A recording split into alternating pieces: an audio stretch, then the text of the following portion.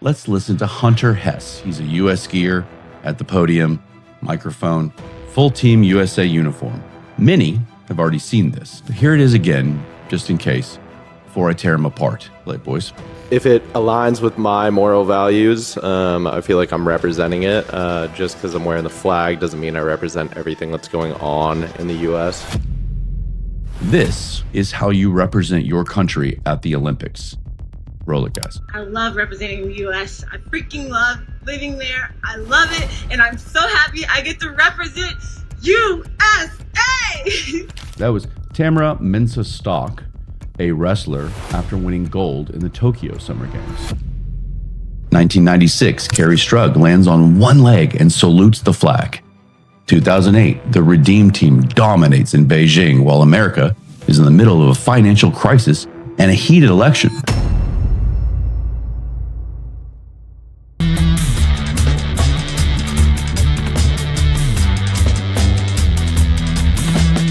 Welcome to Stay in the Fray podcast. I'm your host, Ryan. This is where headlines get hit hard, hypocrisy gets shredded, and the absurd are laughed at. If you want comfort, this isn't your place.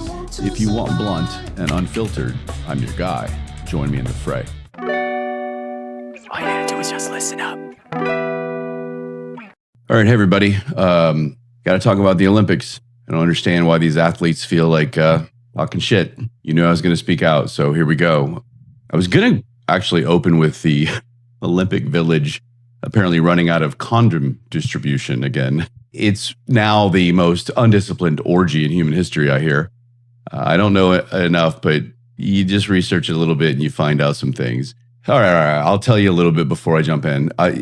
Olympic organizers are now saying they supplied around 10,000 free condoms at the start of this Winter Games in Milan. They were gone in 3 days. Good for everybody. I'm proud of you. For context, the Paris Olympics handed out about 300,000 in 2024. So it looks like the real competition this year is cardio and distribution logistics. And by the way, just to even more perspective, the Summer Games in Rio in 2016 handed out 450,000 condoms, all used or all taken. I don't know.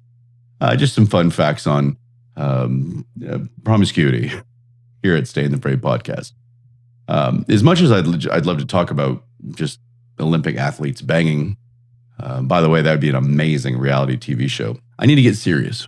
Some things need to be addressed because some of our athletes wearing USA across their chest are acting like they're reluctantly borrowing the flag. And that is a problem. So while the Olympic Village is apparently conducting population studies in real time, we've also got the nonsense from the virtue signaling crowd. It never seems to end. It is unbelievable. Let's just go quickly. Start with this. Let's listen to Hunter Hess. He's a U.S. skier at the podium, microphone, full Team USA uniform. Many have already seen this, but here it is again, just in case, before I tear them apart. Play it, boys. It brings up mixed emotions to represent the U.S. right now, I think. It's a little hard. There's obviously a lot going on that I'm not the biggest fan of, and I think a lot of people aren't. If it aligns with my moral values, I feel like I'm representing it. Just because I'm wearing the flag doesn't mean I represent everything that's going on in the U.S. So yeah, I just kind of want to do it for my friends and my family and the people that support me getting here.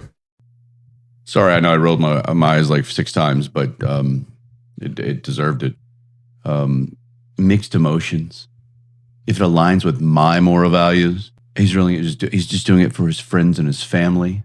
Dude, bro, this isn't Thanksgiving dinner. You're at the Olympics. You don't get to shrink the American flag down to your little group chat. When you try out for Team USA and you make the team and you step onto the podium, hopefully, you're not just representing the people who supported you getting here. You are representing the United States of America. All of it. The people you agree with, the people you don't agree with, the ones who voted like you, the ones who absolutely did not, which, by the way, is over half the country.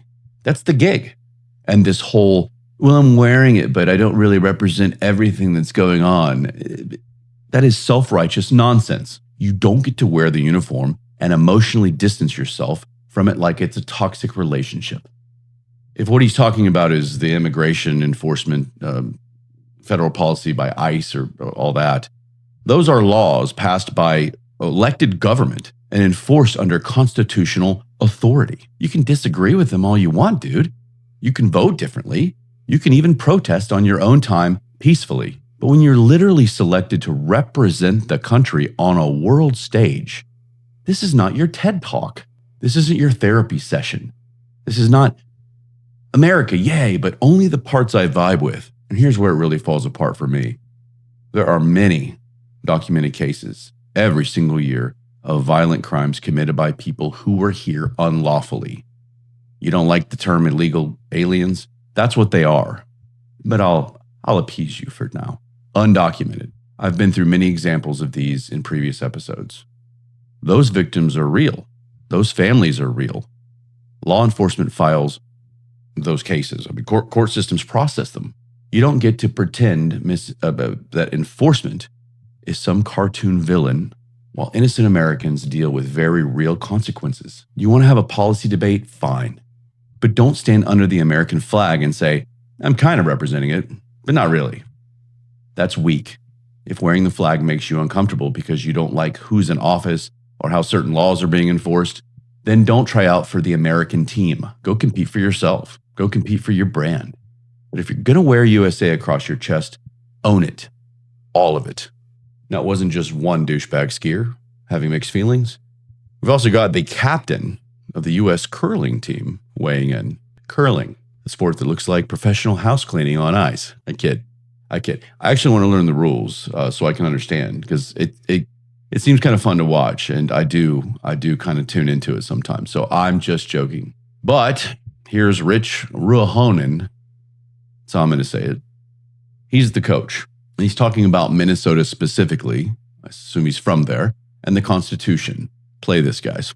But we'd be remiss if we didn't at least mention what's going on in Minnesota and what a tough time it's been for everybody. This stuff is happening right around where we live. And I am a lawyer, as you know, and we do we have a constitution, and it allows us to freedom of the press and freedom of speech, protects us from unreasonable searches and seizures, and makes it that we have to, have probable cause to be pulled over. And what's happening in Minnesota is wrong. There's no shades of gray. It's clear. And I really love what's been happening there now, with people coming out, showing the love, the compassion, integrity, and respect for others that they don't know, and helping them out. And we love Minnesota for that.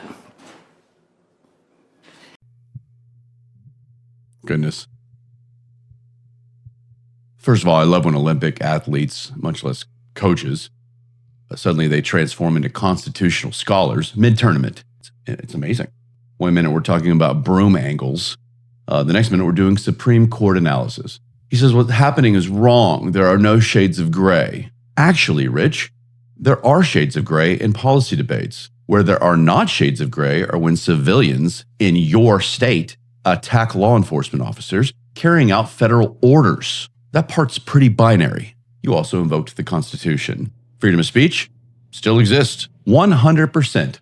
Sorry, there's fighter jets going over my house. The freedom of speech still exists. 100%. All the idiots wasting time on the streets screaming about virtue, they're allowed to do that. Freedom of the press still exists, no matter how biased and false the info is. Protection from unreasonable search and seizure, still subject to judicial review and federal authority. Disliking enforcement is not the same thing as proving constitutional violation. That's not how this works. And you say you're proud of what's happening, of people showing love and compassion. Let's be clear what that means. If by showing love you mean attacking and obstructing officers, if by compassion you mean impeding lawful operations, if by integrity you mean deciding which federal laws you personally feel like honoring, that's not integrity, that's selective obedience. You don't get to cheer on disorder and anarchy and then wrap yourself in constitutional language. It's not noble all of a sudden. Here's what bothers me most. The Olympics are supposed to be one of the few spaces where we put internal political fights aside and represent the country collectively. Not because the country's perfect, not because every law is flawless, but because representation requires maturity. You don't get to wear the uniform and act like you're reluctantly tolerating the nation that trained you, funded you, and put you on that stage. If you want to debate immigration policy, fine, do it on your own platform. But when you're standing there as the captain of Team USA, this isn't a press conference for your feelings. This is the fucking Olympics. And if you truly believe there are no shades of gray, here's one for you. Either you represent the US or you don't. Now, let me show you something completely different. Something refreshing. No lectures, no disclaimers, no mixed emotions. This is how you represent your country at the Olympics. Roll it, guys. Feel to represent your country like this? It feels amazing.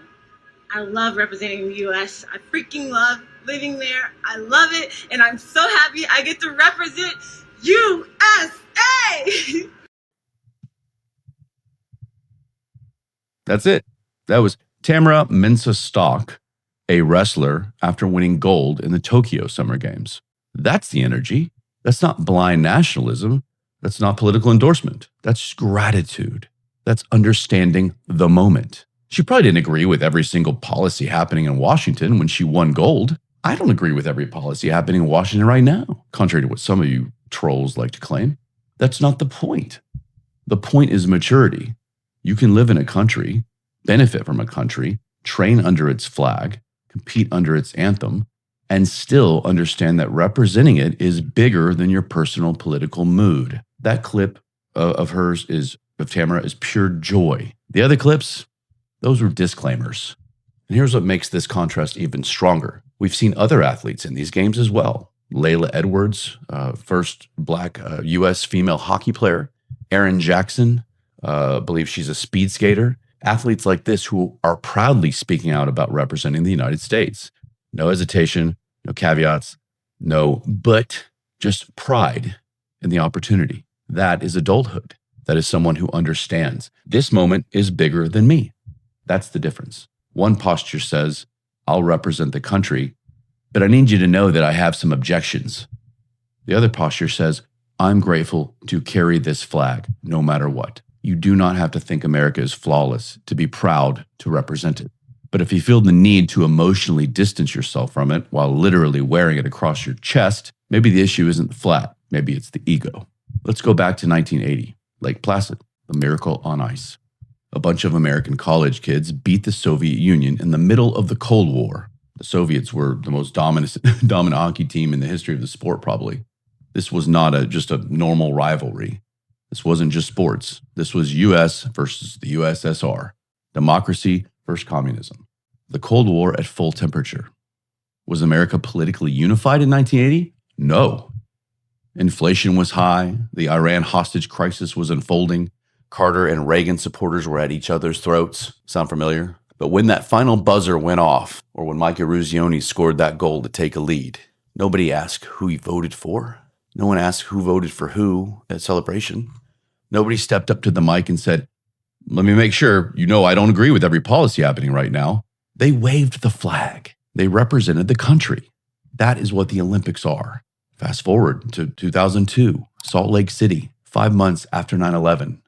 The country was grieving, angry, debating war, debating security, debating everything. Politics were intense. What happened at the opening ceremony? They carried in the American flag recovered from ground zero, and the entire stadium stood together in unison. That moment wasn't about party lines. It wasn't about immigration policy. It wasn't about who was in office. It was about representing the country in a moment that was bigger than any one person. That is the assignment. Does it take a foreign attack for us to unite for 2 fucking weeks? 1996, Kerry Strug lands on one leg and salutes the flag. 2008, the Redeem Team dominates in Beijing while America is in the middle of a financial crisis and a heated election. Countless track and field podiums, swimming dynasties, gymnastics teams. Did they all agree politically? Of course not. Did they treat the podium like a disclaimer session? No. They understood the assignment. The Olympics have never required political uniformity. They require national representation. You don't have to think America is perfect to represent it with pride. Miracle on Ice didn't pause for policy objections. Salt Lake 2002 didn't ask for disclaimers. The Olympics unify. Politics are for voting booths, town halls, debates, and some bar fights, I suppose. Not the podium. And if wearing the American flag feels like something you need to emotionally distance yourself from, maybe the problem isn't the flag or the country. Maybe you're not built for the responsibility that comes with it. So that's it. It's disappointing that this even needs to be said. No athlete is the moral compass of 330 million people. You don't get elected to that role because you can ski fast or sweep ice well. The Olympics aren't about your personal virtue. And here's the truth. Right now, the vast majority of the country showed that we disagree with you by democratically voting in an election. Just because you don't like the result doesn't mean you turn your nose to the country who gave you everything. So to the athletes who carried that flag with pride, without disclaimers, without caveats, we see you and we're proud of you. That is how you do it. Politics belong in debates and ballot boxes. That's it. The Olympics belong to the country as a whole. All of us. Go USA. Good luck. Love you guys. All you gotta do is just listen up.